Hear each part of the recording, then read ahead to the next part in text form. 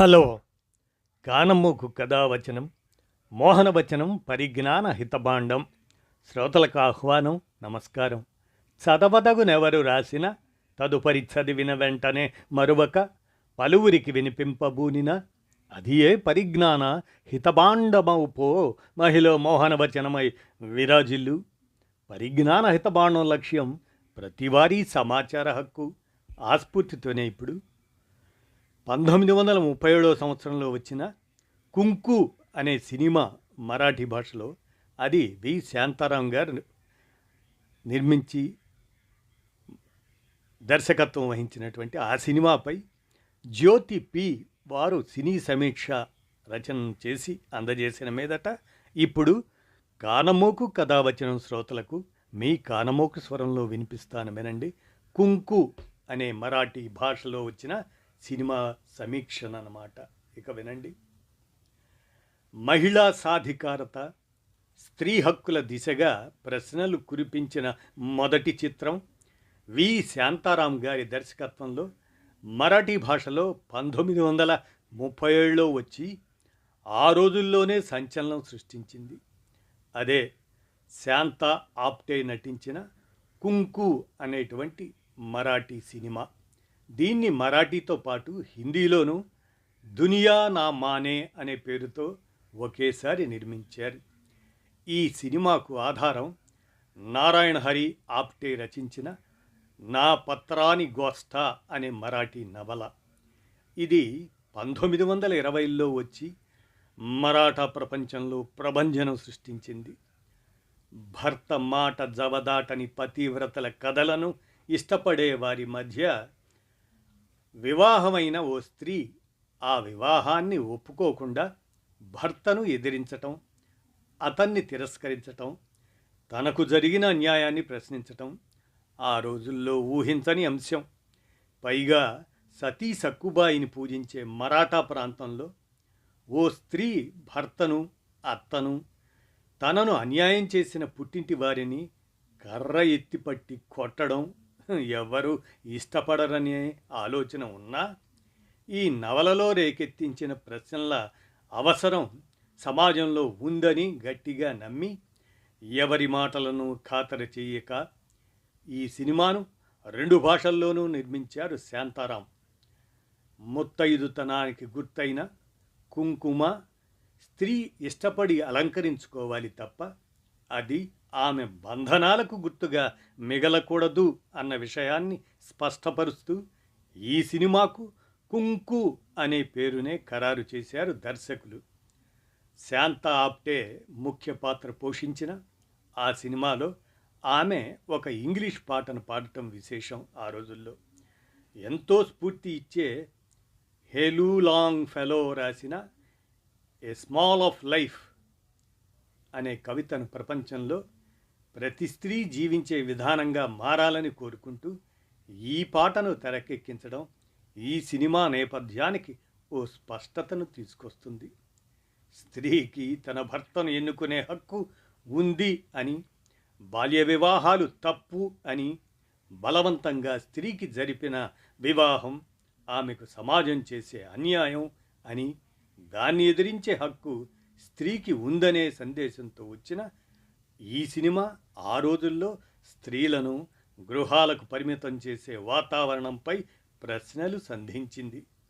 పైగా స్త్రీ అంటే కుటుంబ సేవ చేసే ఓ ప్రాణిగా పరిగణించే రోజుల్లో ఆ రోజుల్లోనే అన్ని నియమాలను అతిక్రమిస్తూ తన జీవితాన్ని తానే నిర్మించుకునే ఓ స్త్రీని చాలా సాహసోపేతంగా చిత్రీకరించారు ఆనాడే శాంతారాం. 1937లో తీసిన ఈ సినిమాను ఇప్పుడు చూస్తున్నా కూడా ఇది నేటికి అన్వయించుకోవలసిన అంశంగా ఒప్పుకోవాలి. నిర్మల తల్లిదండ్రులు చనిపోవటంతో మేనమామ ఇంటికి చేరుతుంది. ఆమెకు చదువుతో పాటు సంగీతంలో కూడా ప్రవేశం ఉంది. చిన్నపిల్లలతో నాటకాలు ఆడిస్తూ, పాటలు నేర్పిస్తూ ఆమె తన సృజనకు పదును పెట్టుకుంటూ ఉంటుంది. ఆమె మేనత్త తన భర్తతో నిర్మల వివాహం గురించి ప్రస్తావిస్తుంది. భార్య పోరు పడలేక అతను ఓ సంబంధం తీసుకొస్తాడు. పెళ్లి చూపులకు ఓ యువకుడు, అతని తమ్ముడు, తండ్రి, మేనత్త ఒక కుటుంబంలా చూడటానికి వస్తారు. ఆ యువకుడిని చూచి నిర్మల సంతోషిస్తుంది. వాళ్ళు చాలా ధనవంతులని నిర్మల మేనత్త ఆమెకు చెబుతుంది. పెళ్లి రోజున తెర తీశాక ఆ యువకుడికి బదులుగా అతని తండ్రి పెళ్లి కొడుకు స్థానంలో కనిపిస్తాడు. నిర్మల అతని మెడలో దండ వేయటానికి నిరాకరిస్తుంటే ఆమె మేనమామ బలవంతంగా దండలు మార్పిస్తాడు. అప్పుడు కానీ నిర్మలకు తాను మోసపోయాను అన్నది అర్థం కాదు. మేనమామకు చాలా డబ్బు పెళ్లివారి నుండి ముడుతుంది. మోసంతో నిర్మల వివాహం ఆ ముసలివాడితో జరిపించి ఇక వివాహం తరువాత నిర్మల ఏమీ చెయ్యలేదనే ధీమా కనపరుస్తాడు ఆమె మేనమామ. ఆ ముసలి పెళ్లి కొడుకుతో ఫోటో దిగను అని మొండికేస్తుంది నిర్మల.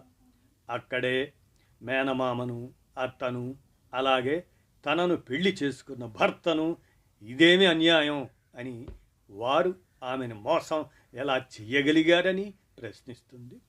భర్తతో తాను ఈ మోసానికి బదులు తీర్చుకుంటానని సవాలు చేస్తుంది.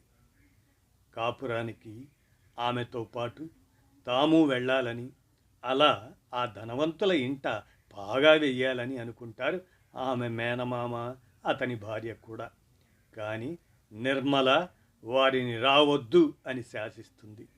ఒక్కతే కొన్ని పుస్తకాలతో అత్తింటికి బయలుదేరుతూ ఆ రోజు నుండి వారు తనకు చచ్చిన వారితో సమానం అని ప్రకటిస్తుంది. అదే కోపంతో అత్తిల్లైన గంగాపూర్ చేరుకుంటుంది. నిర్మల భర్త కాకాసాహెబ్ అతని కూతురు సుశీల తండ్రి చేస్తున్నది తప్పు అని అతనికి ఉత్తరం రాస్తుంది. ఆమె బాలవితంతువు. తనలాంటి స్త్రీల కోసం పనిచేస్తూ ఇంటికి దూరంగా ఉంటుంది. కాకాసాహెబ్ కొడుకు తండ్రిని వెక్కిరిస్తూ మరో ఉత్తరం రాస్తాడు. ఇతను డబ్బు విచ్చలవిడిగా ఖర్చు పెడుతూ విలాసాలకు అలవాటు పడతాడు. ఆ ఇంట్లో తనను కోడలా అని పిలుస్తున్న వారిని తనను అలా పిలవద్దు అని గట్టిగా చెబుతుంది నిర్మల. తనను పేరు పెట్టి పిలవమని, తాను ఆ ఇంట ఎవరికీ ఏమీ కాను అని చెబుతుంది. ఆ ఇంట శాంత అనే అమ్మాయి ఒక్కతే నిర్మలను నిజంగా ప్రేమిస్తుంది. ఆ ఇద్దరికి మంచి స్నేహం కుదురుతుంది. భర్త ఎంగిలి పళ్ళెంలో నిర్మల అన్నం తినాలని ఆ ఇంటి ముసలమ్మ బలవంత పెడుతుంటే ఆమె పళ్ళెం లాక్కొని ఆమెపై అధికారం ప్రకటిస్తుంది నిర్మల. తనను చూడడానికి వచ్చే చుట్టుపక్కల వారి కోసం అలంకరించుకోవడానికి అంగీకరించదు.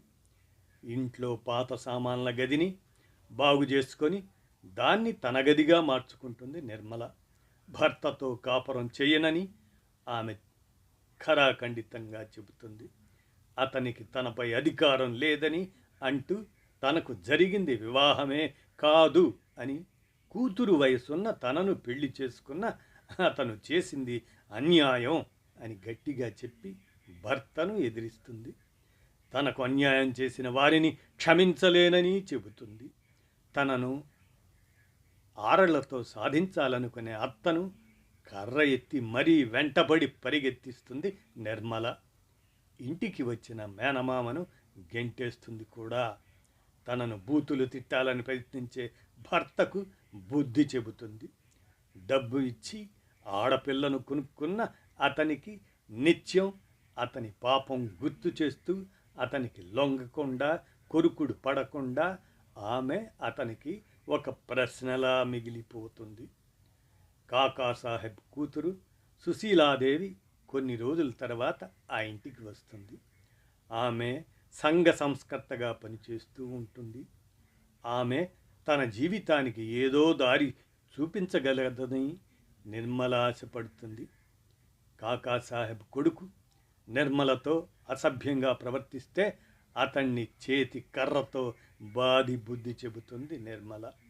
సుశీలాదేవితోనూ దారి తప్పిన తన కొడుకుతోనూ నిర్మల ప్రవర్తించే తీరు, చూపే ధైర్యం చూసిన కాకాసాహెబ్ ఆమెకు తాను అన్యాయం చేశానని ఒప్పుకుంటాడు. ఆమె కుంకుమ ఆమెకు శాపం అయిందని, దాన్ని తుడిచివేయమని చెబుతాడు కాకాసాహెబ్. ఇక్కడ సంప్రదాయం మధ్య నలిగిపోతున్న నిర్మల మనకు కనిపిస్తుంది. ఆమె ఆ వివాహాన్ని కాదంటుంది, అది మోసం అంటుంది. కానీ ఆ కుంకుమకు గౌరవం ఇవ్వకుండా ఉండలేకపోతుంది. ఆమె పెరిగిన వాతావరణం ఆమెలో కనిపిస్తూ ఉంటుంది. ఈ ద్వైధీభావన ఆమెలో ఓ గౌరీ పూజ సందర్భంలోనూ కనిపిస్తుంది. కాకాసాహెబ్ దీన్ని గమనిస్తాడు. అందుకే ఆ కుంకుమను తన పేరుతోనే కాని భర్తగా అనుకోకుండా తనను తండ్రిగా భావించి ధరించమని ఆమెతో చెబుతాడు. తాను ఆమె జీవితంలో ఉంటే ఆమెకు ఒక భవిష్యత్తు ఉండదని నిర్ణయించుకొని ఓ ఉత్తరం రాసిపెట్టి ఆత్మహత్య చేసుకుంటాడు. అందులో తాను ఆమెకు తండ్రిని అని ప్రకటించుకుంటాడు. నిర్మలను మరో వివాహం చేసుకోమని అభ్యర్థిస్తాడు. ఇంకా హిందూ వివాహ చట్టం రాని ఆ రోజుల్లో వివాహితకు విడాకులు లేవు కాబట్టి కథ కాకాసాహెబ్ మరణంతో ముగుస్తుంది. కాకాసాహెబ్ మరణ వార్త తెలిసిన సుశీల నిర్మలను తనతో తీసుకువెళ్తుంది. ఇష్టం లేని వివాహం పురుషుడికి సుఖాన్ని ఇవ్వదు.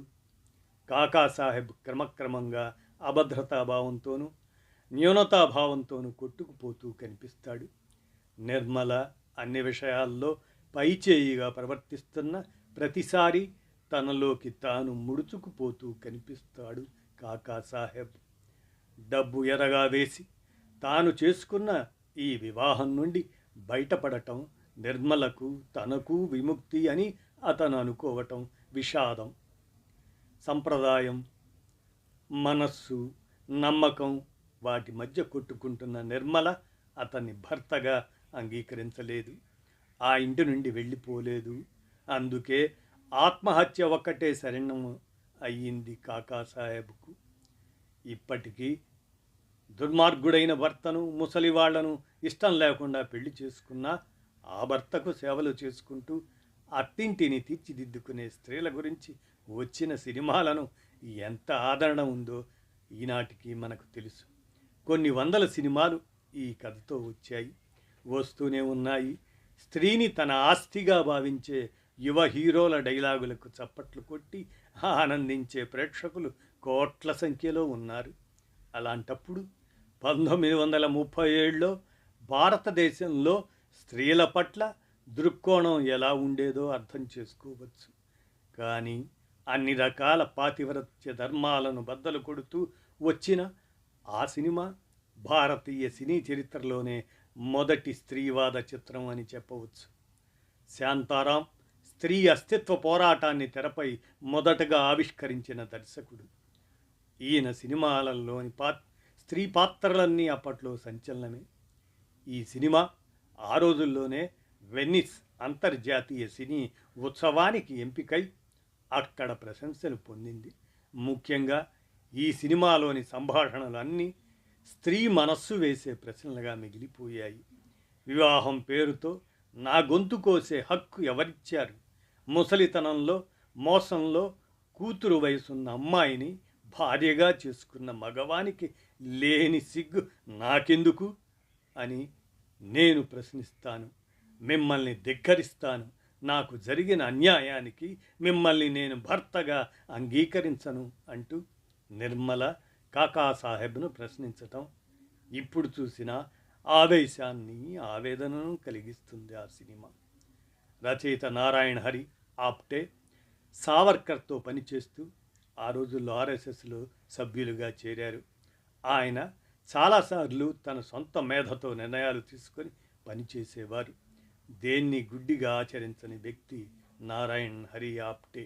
అందుకే ఆర్ఎస్ఎస్ నియమాలకు విరుద్ధంగా క్విట్ ఇండియా ఉద్యమంలోనూ పాలు పంచుకున్నారు. ఆ రోజుల్లో సినిమాలకు స్క్రీన్ ప్లేలు రాస్తూనే దాదాసాహెబ్ ఫాల్కే ఆఖరి రోజుల్లో అతన్ని తన ఇంట్లో పెట్టుకొని ఎంతో సహాయం చేశారు ఆయన. బెంగాలీ సినిమాకు కానందేవి ఎంత ముఖ్యులో మరాఠీ సినిమాకు శాంతా ఆప్టే అంతే గొప్పవారు. స్త్రీవాద నటిగా ఆ రోజుల్లోనే ఆమె గొప్ప పేరు తెచ్చుకున్నారు. వీరికి ఒక అరుదైన రికార్డు ఉంది.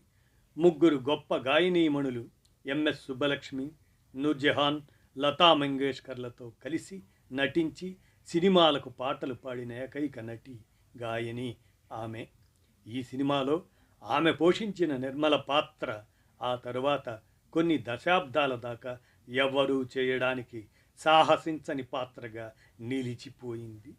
భారతీయ భాషల్లో వచ్చిన ప్రథమ స్త్రీవాద సాంఘిక సినిమా కుంకు అయితే ప్రథమ స్త్రీవాద సాంఘిక పాత్ర నిర్మల, స్త్రీవాద నటి శాంత ఆప్టే అనేటువంటి అంశాన్ని కుంకు అనే మరాఠీ భాషలోని ఆ సినిమా 1937లో వచ్చిన దానిపై ఆ సినిమాకి వి శాంతారాం డైరెక్టర్గా ఉన్న సినిమా గురించి జ్యోతి పి సినీ సమీక్షా వ్యాసాన్ని మీ కానమోకు కథావచనం శ్రోతలకు మీ కానమోకు స్వరంలో ఒక విజ్ఞాన అంశంగా వినిపించాను. విన్నారుగా, ధన్యవాదాలు.